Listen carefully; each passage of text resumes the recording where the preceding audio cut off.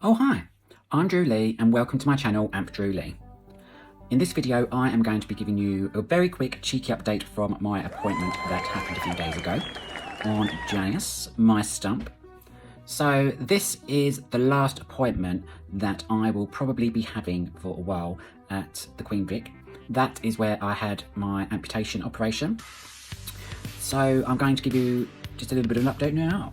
So went into the clinic and I didn't see Miss Scarlett or Colonel Mostardo. They were all in other appointments, but it was Miss Scarlett's co-worker. I'm going to call them Professor Plum.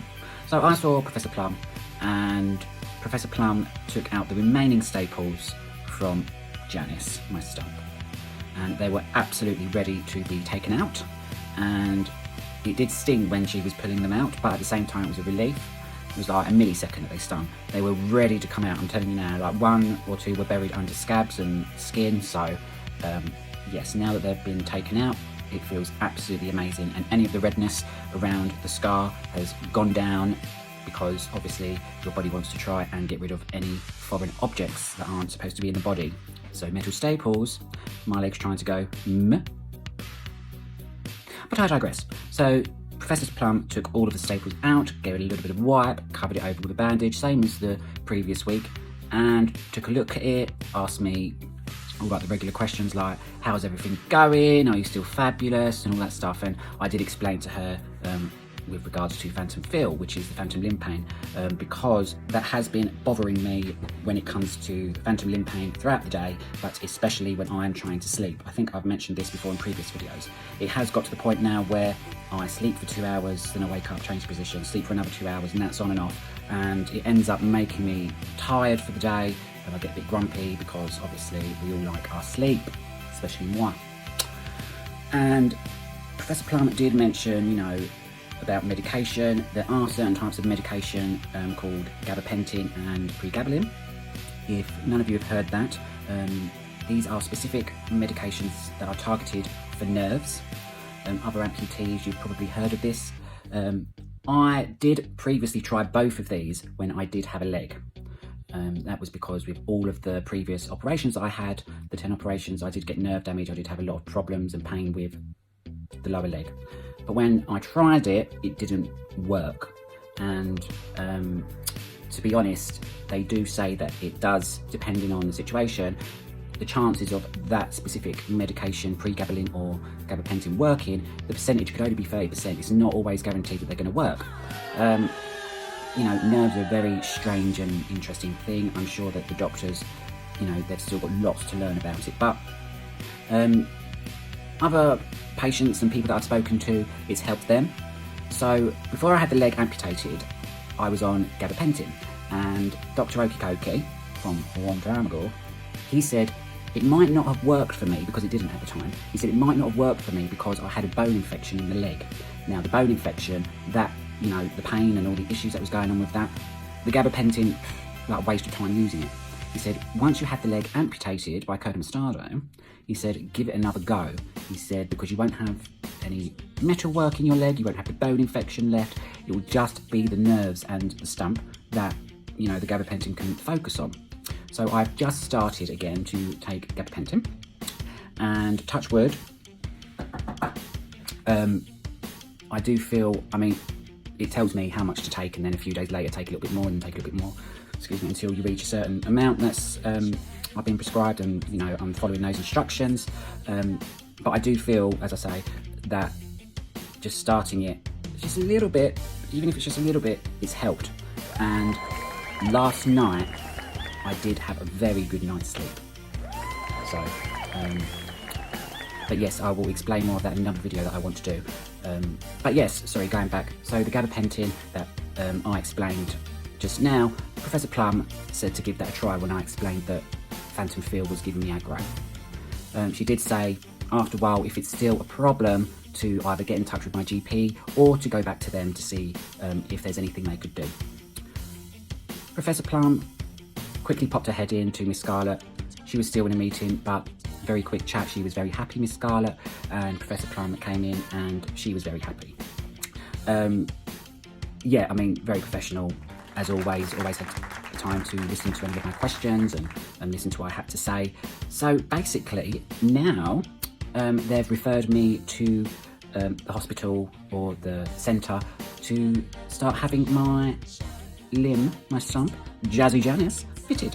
So by the time the letter arrives, because it does literally take like 10 to 14 days for NHS letters to arrive, no word of a lie, this has been happening for the last 2 years for me, I should be receiving something in the new year with regards to an appointment to have Janice looked at and to see where we can start getting fitted. And they'll go through all the information with my stump and the prosthetic. So I'm very excited for that. But for now, I've just been told to carry on with keeping my leg raised, keep the Juzo sock on that I've got, so it stops any swelling and anything like that. They're all very pleased. If anything, get in touch with them. So yeah, I'm just basically going to be waiting for the prosthetic fitting to commence. But yeah, I'm very happy with that.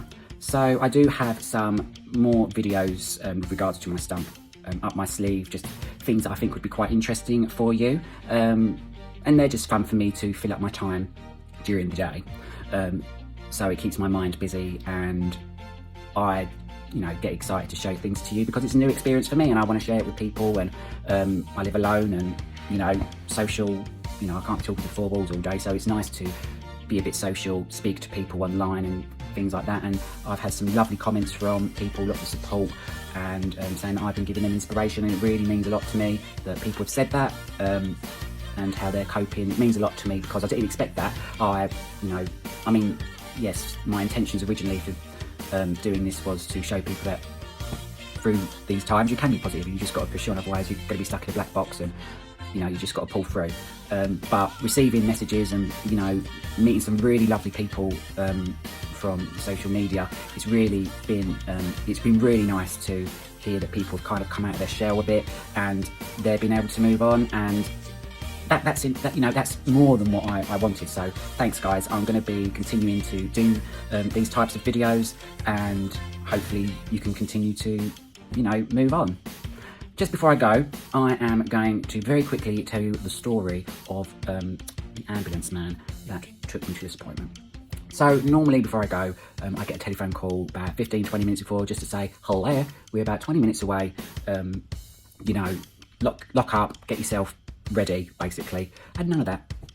I just got out the shower, I was half dressed, and then it was really early, got a knock on the door, the driver's there. So I was like, give me 5 minutes. I very quickly got myself together, don't know how I'd done it. It was literally, like a Judy Garland song. I love you, Swanee. I love you, my dear old Swanee. I'd give the world if I could only be sitting on my mammy's knee. I love the old folks, I love the young folks. Oh, my honey lamb, you love more than Alabama. Mammy! So, got in the car.